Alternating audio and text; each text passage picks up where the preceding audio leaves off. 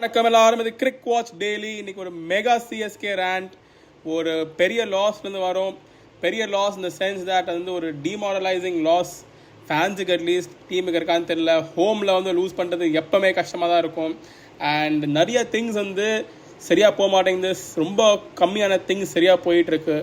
டீமை வந்து ஒரு ப்ரிகேரியஸ் சுச்சுவேஷனில் போட்டிருக்கு. இப்போ வந்து 8 பாயிண்ட்ஸ் 8 கேம்ஸ் வந்து ஒரு குட் பொசிஷன் கிடையாது. குட் பொசிஷன் வந்து எங்கே லக்னோ இப்போ இருக்காங்களோ 8 கேம்ஸ் 10 பாயிண்ட்ஸ். அண்ட் பெஸ்ட் வந்து SRH and KKR. Rajasthan Royals தான் ஒரு ட்ரீம் ரன். அவங்க வந்து ஒரு டிப் அண்ட் ஃபார்ம் வரும். அது வந்து கரெக்டாக அவங்களுக்கு எப்போ வரும்னா பிளே ஆஃப் நேரத்தில் தான் வரும். ரைட் பிஃபோர் தேட் அவங்க வந்து ஐதர் எண்ட் ஆஃப் லூசிங் இந்த பிளே ஆஃப், இல்லைனா பிளே ஆஃபில் தோப்பாங்க, இல்லைனா ஃபைனல்ஸில் தோப்பாங்க. ஸோ அது வந்து அடுத்த எனது ஒரு bad way of running the tournament. ஆனால் எப்போவுமே ஸ்லம்ப் அண்ட் ஃபார்ம் இருக்கும், நல்லா ஆரம்பிப்பாங்க. ஆனால் சிஎஸ்கேல இந்த விஷயம் என்னென்னா 2 ஹோம் கேம் 2 லாஸ் 1 வின், அப்புறம் திருப்பி ஒரு அவே வின் இன் பாம்பே, அப்புறம் லக்னோவில் லாஸ், சென்னையில் லாஸ். அண்ட் இது வந்து ஒரு ஸ்லம்ப் அண்ட் ஃபார்ம் கிடையாது. இது வந்து என்ன சொன்னோம்னா ஸ்டட்டரிங். அதாவது ஓடும் போது ஓட ட்ரை பண்ணுறோம், ஆனால் ஓட முடியல, நடந்தால் போக முடியுது. ஓடிட்டே இருக்கும் போது கீழே விழுந்து அப்போ எலும்பி சரி பண்ணிட்டு திருப்பி ஓடுறது இட் கேன் ஹேப்பன் அண்ட் அது பாசிபிள். ஆனால் இது ஓட முடியலன்னா அதுதான் இங்கே கரெக்ட் அனாலஜி. இது அப்போ தான் சொல்ல வரேன். அண்ட் அது ஏன்னா சிஎஸ்கேக்கு எப்போவுமே எந்த டைட்டில் வின்னிங் சீசன் பார்த்தீங்கனாலும் ஆர் ஒரு நல்ல டோர்னமெண்ட் பார்த்தீங்கனாலும் அந்த ஓப்பனிங் காம்பினேஷன் ஒரு அளவுக்கு அட்லீஸ்ட் ஒர்க் பண்ணும். 2018 பார்த்தீங்கன்னா கூட ஷேன் வாட்சன் அண்ட் ஃபேஃப் ஓரளவுக்கு ஒர்க் பண்ணும். அங்கங்கே ஒன் ஆஃப் தம் எங்கேயாவது ரன்ஸ் கொடுப்பாங்க, ஒரு பெரிய இன்னிங்ஸ் வரும். அண்ட் 2021 கூட அப்படி தான் இருந்துச்சு. 2023 அப்படி தான். 2021 ருத்துவோட அந்த பிரேக் அவுட் சீசன். 23 போன வருஷம் கான்வே அண்ட் ருத்துராஜ் எப்படி கிழிச்சு எடுத்தாங்க. செகண்ட் ஹையஸ்ட் நினைக்கிறேன் opening partnership after Kohli and Faf. And இப்படி தான் இருக்கும் ஐபிஎல். எனிவே ஒரு சீசன் நல்லா போகும், சீசன் நல்லா போகாது. ஆர்சிபிக்கே பாருங்களேன், போன வருஷம் ஃபேஃப் அண்ட் விராட்டுக்கு எப்படி இருந்தாங்க, இந்த வருஷம் எப்படி ஆகிட்டாங்க. மோஹித் சர்மா எப்படி இருந்தார், இந்த வருஷம் எப்படி ஆகிட்டார். அண்ட் எல்லாருமே போஸ் பண்ணாங்க. சந்தீப் சர்மா, என்னது முகேஷ் யாதவ், என்ன யாதவ் லக்னோவில். And Mohit Sharma last year to this year. And Yash Thakur இவங்களாம் கெட் ஃபிகர்ட் அவுட். எல்லாருக்குமே ஒரு டிப் அண்ட் ஃபார்ம் வரும், இன்ஜுரிஸ் வரும், they will go through their own tribulations in life. ஆனால் அது வந்து இவ்வளோ ஈஸி கிடையாது.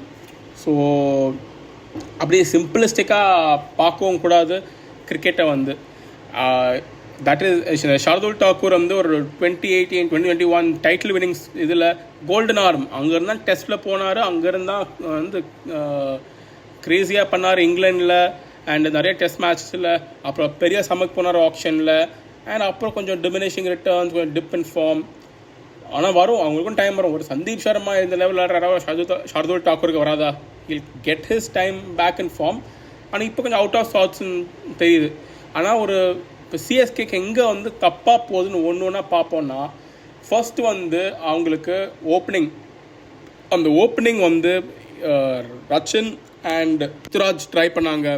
அதுக்கப்புறம் ரஹானே ருத்துராஜ் ட்ரை பண்ணாங்க. ரஹானே அண்ட் ரச்சின் ட்ரை பண்ணியிருக்காங்க. இப்போ தான் ரஹானே ருத்துராஜ் ட்ரை பண்ணுறாங்க. ரஹானே அண்ட் ரச்சின் ட்ரை பண்ணாங்க, அது ஒர்க் ஆகல. ஸோ எனக்கும் அது ரொம்ப கன்ஃபியூசிங்காக தான் இருக்குது. ஏன் இவ்வளோ இன்ஸ்டெபிலிட்டி அந்த ஓப்பனிங், அந்த கான்வே இல்லாததால் இப்படியா இருக்கும்னு எனக்கும் இதாக தான் இருக்குது.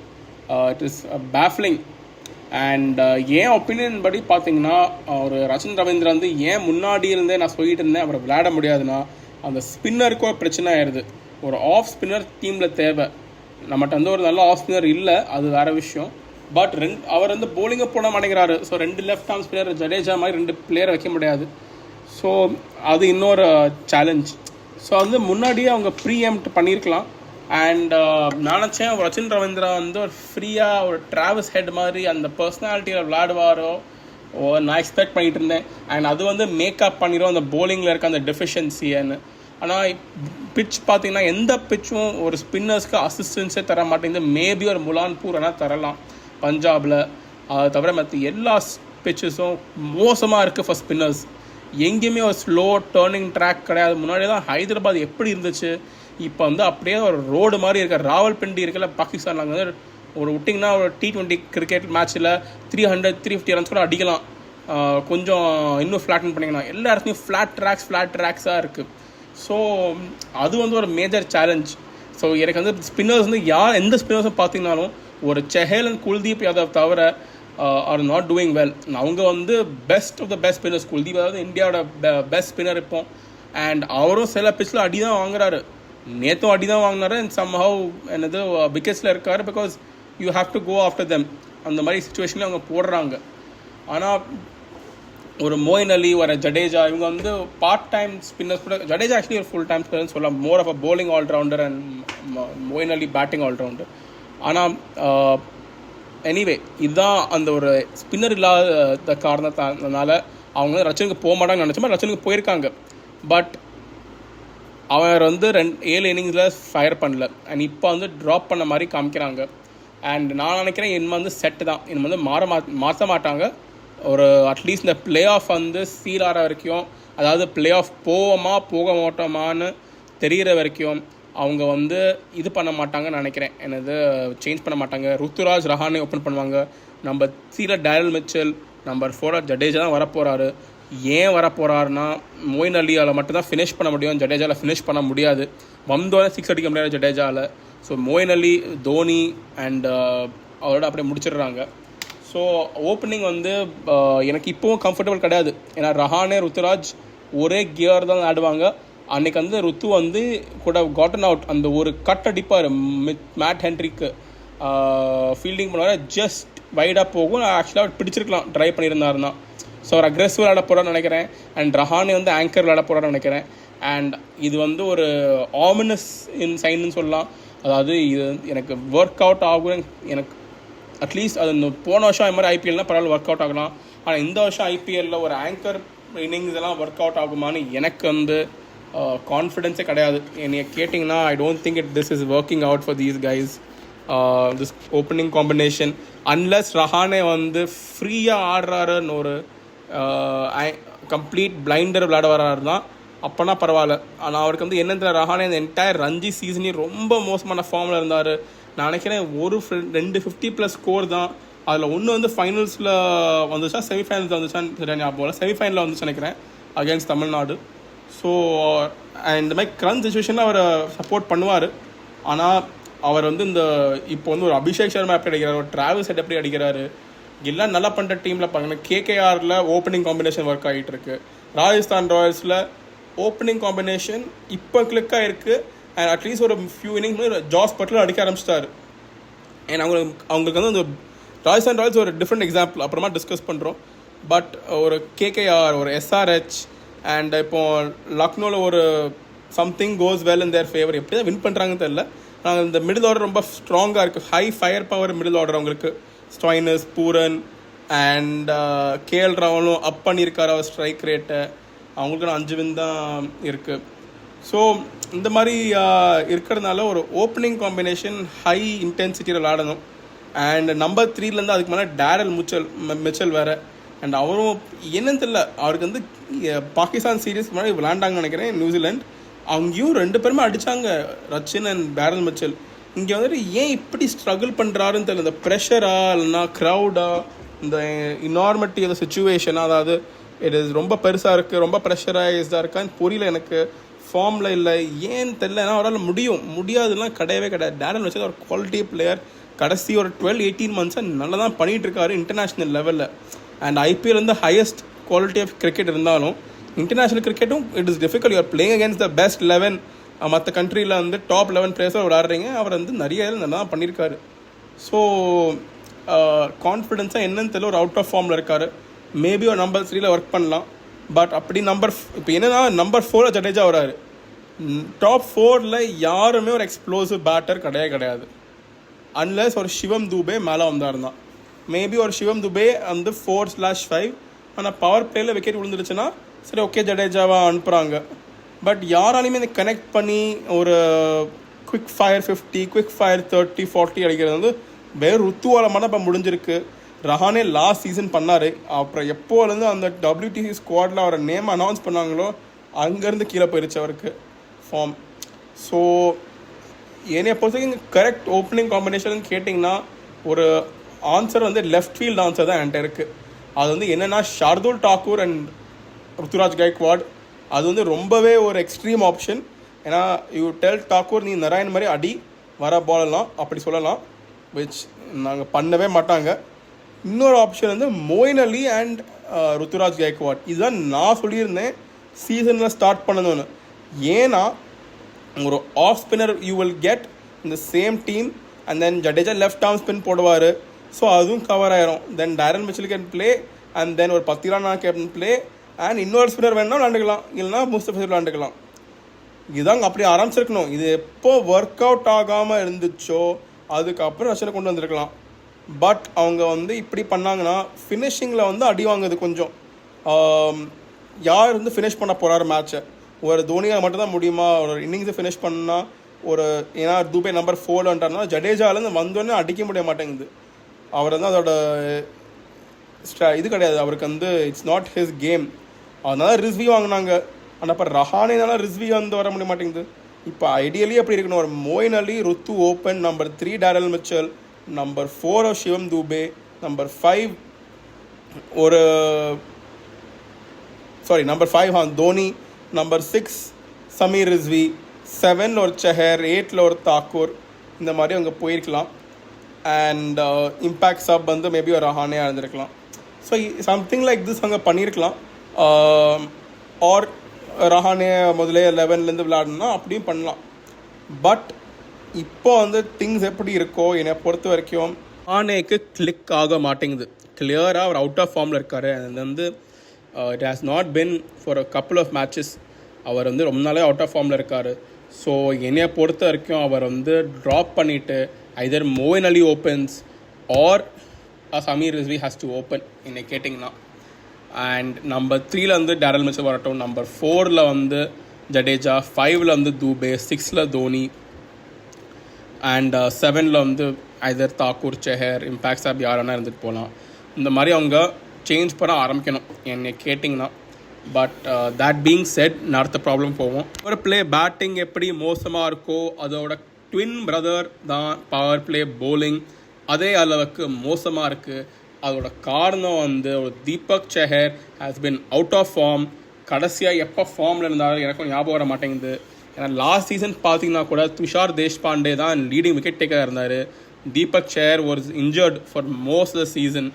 அப்புறம் வந்தார் அண்ட் நிறைய இதாக லீக் தான் பண்ணுறாரு.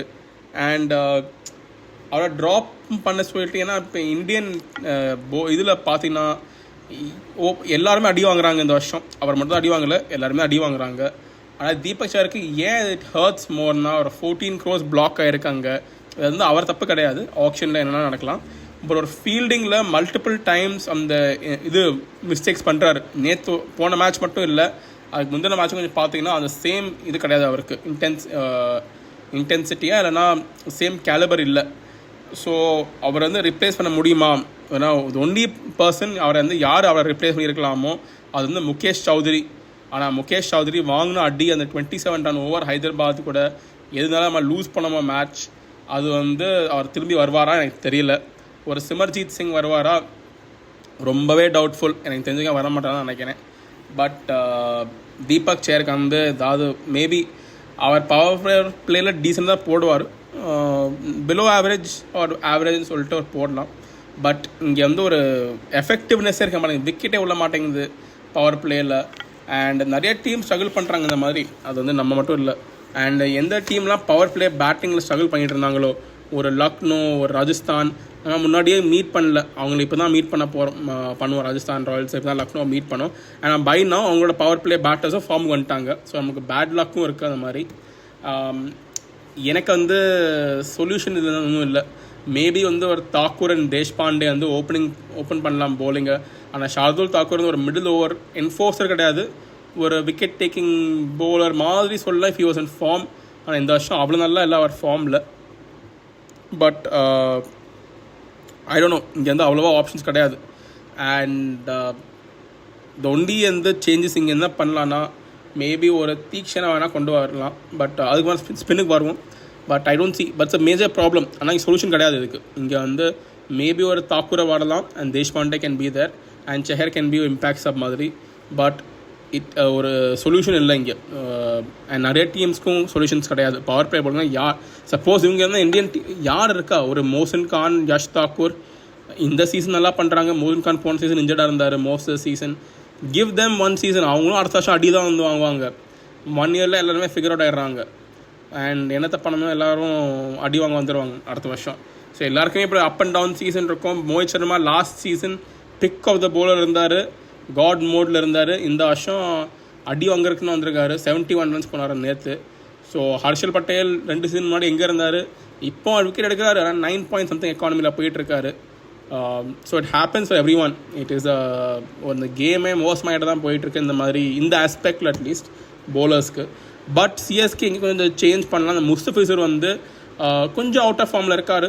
ஆனால் அவர் வந்து ஆக்சுவலாக May 1st போகாமல் இருந்தால் அவரை டீமில் இருக்கட்டும் தான் சொல்லியிருப்பேன். ஆனால் அவர் தான் 5 நாளில் போகிறாரு. எதுக்கு அவரை வச்சு இப்போ டீமோட பேலன்ஸ் அவர் போன பிறகு இன்னும் தானே எஃபெக்ட் ஆகும். அண்ட் இன்னும் தானே க்ரூஷியல் கேம்ஸ் வரும். ஒரு ஸ்கூல் ஆஃப் தாட் சரி இப்போவே அவர் இது பண்ணி வின் பண்ணிடலாம், அண்ட் அப்புறமா தான் சேஞ்ச் பண்ணும்போது நம்ம லூஸ் பண்ணாலும் இட் இஸ் ஓகே. ஆனால் எப்படி பார்க்கணும், இப்போ தானே லூஸ் பண்ணுறதுக்கு லக்ஸரியே இருக்கே, பின்னாடி லூஸ் பண்ணுறதுக்கு லக்ஸரி கிடையவே கிடையாது. அவங்க இப்போவே சேஞ்ச் பண்ணணும். இப்போவே அது ஹூஎவர் இட் இஸ். அந்த ரிச்சர்ட் கிளீசன் வந்து அவ்வளோவா கொஞ்சம் தெரியாது, பட் டீசெண்டாக போட்டிருக்காரு. அவர் தான் ரிப்ளேஸ்மெண்ட்டா, இல்லைனா தீக்ஷனா வருவாரா, இல்லைனா ஒரு மிச்சல் சாண்டன் வருவாரா, யாராவது ட்ரை பண்ணி பார்க்கலாமே. ஏன்னா எனக்கு வந்து முஸ்தபிசர் அவர் ரன் பண்ணாலும் பரவாயில்ல. ஏன்னா அது வந்து it is a part of the game. Strategy sometimes will go wrong. அவர் முதல் மேட்ச் நல்லா பண்ணும்போது, ஆக்ஷன் எடுக்கும்போது நல்லா பண்ணும்போது நிறைய அனலிஸ்ட் ரொம்ப ப்ரேஸ் பண்ணாங்க. அவர் பாலர் ரிஸ்க் இப்படி அப்படி போகும் எல்லாமே சொன்னாங்க. ஆனால் அது செட் செட் இப்போ வந்து அவங்க அது வந்து இஸ் நாட் ஹிஸ் ஃபால்ட்னு சொல்ல மாட்டேன். But form sometimes is fickle. ஒரு தடவை ஒர்க் ஆகலாம், ஒரு தடவை ஒர்க் ஆகாமல் இருக்கலாம். நெக்ஸ்ட் மேட்ச்சை அவர் 3 wicket எடுக்கலாம், 4 wicket எடுக்கலாம். ஆனால் இப்போ வந்து அவர் போகிறதுனால கெட் த நெக்ஸ்ட் பர்சன். இதெல்லாம் captaincy and the management have to make these decisions. ஏன் இவ்வளோ ஸ்லோவாக இருக்காங்க, ஏன் வெயிட் பண்ணிகிட்டு இருக்காங்க, எதுக்கு வெயிட் பண்ணிகிட்டு இருக்காங்கன்னு புரிய மாட்டேங்குது. அண்ட் அந்த சேஞ்ச் அடுத்த மேட்ச் பார்த்தே ஆகணும். அப்படி பண்ணனா எனக்கு வந்து ரொம்ப ஸ்டூப்பிடாக இருக்குது. அது ஏன் பண்ணாமல் இருக்காங்கன்னு.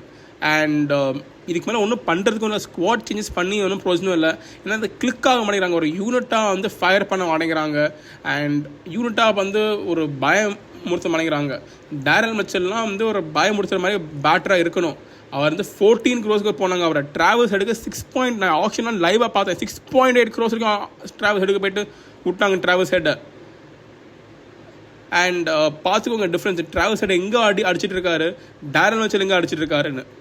ஸோ அது வந்து யூனோ மேபி அவர் New Zealander and Fleming would like to work with அதனால எடுத்தாங்கன்னு தெரியல. இல்லைனா ட்ராவல்ஸ் ஹெட் 1 வருஷம் வரலாம், அடுத்த வருஷம் வராமல் இருக்கலாம், அதுக்காக எடுத்தாங்களான்னு தெரியல. ஆனால் என்னத்துக்காக எடுத்தாங்களோ அவர் வந்து it is high time he fires. அவர் வந்து ஒரு 11 ball 10 run அடிக்கிற பேட்டர், 10 ball 11 run அடிக்கிற பேட்டர் கிடையாது. இந்த வே பீப்புள் ஆர் கிரிட்டிசைசிங் அந்த லெவல் பேட்டர் அவர் கிடையவே கிடையாது. அவரால் பொட்டென்ஷியல் அதோட மச் ஹையர். அண்ட் அவர் டெலிவர் பண்ணியே ஆகணும்.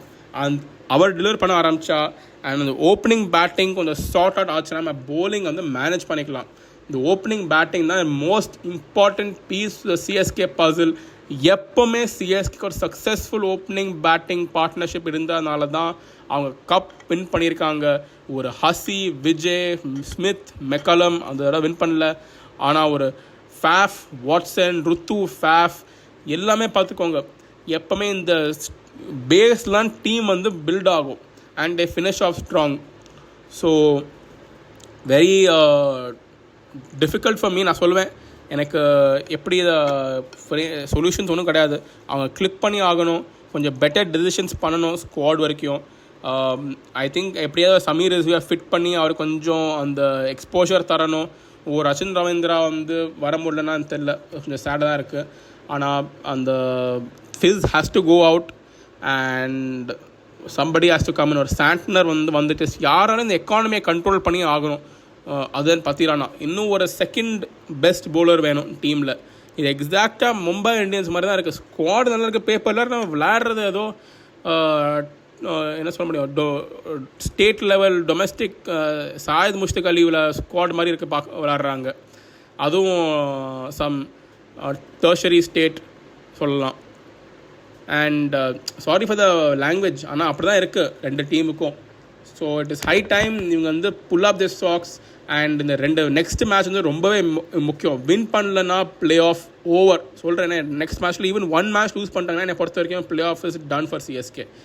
அதுக்கப்புறம் அந்த மேலே 4 டைமே கேட்ச் அப் பண்ணுறது முடியவே முடியாது. Like, share and subscribe guys.